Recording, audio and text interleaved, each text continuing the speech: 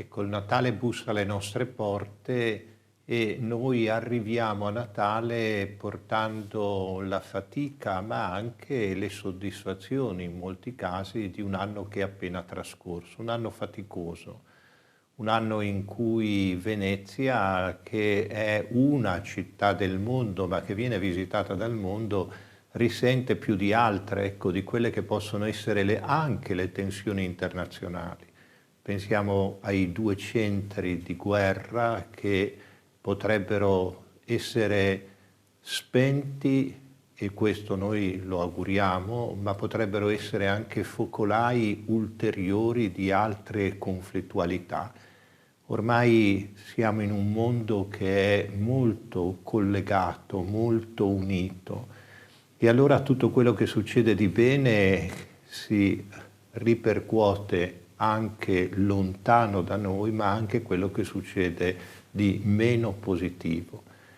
Abbiamo anche dei ricordi in questo anno che ci hanno toccato soprattutto come città di Venezia. Penso all'incidente del pullman con i 20 morti, quel momento tragico in cui tutta la città si è sentita coinvolta.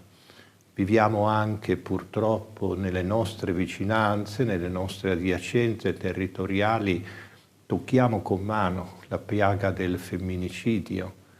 Giulia recentemente e proprio ieri Vanessa, due giovani donne diverse ma toccate dalla stessa violenza.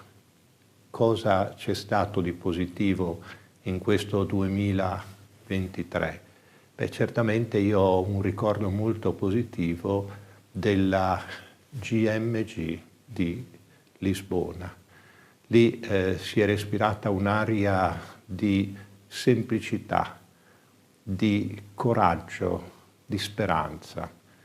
Ecco, questo è il messaggio e l'augurio che io voglio lasciare ai piccoli, ai grandi e ai telespettatori. Guardiamo al futuro con chi ha energie nuove e cerchiamo di pensare che le energie nuove si riscontrano, si ritrovano, si sviluppano per il cristiano in una seria, vera meditazione dell'evento dell'incarnazione. Dio che è Padre, che ci dona suo Figlio e che ci chiede di riscoprire il valore della paternità e il valore della fratellanza. Ecco, questo è il mio augurio. Buon Natale a tutti e felice 2024 a tutti.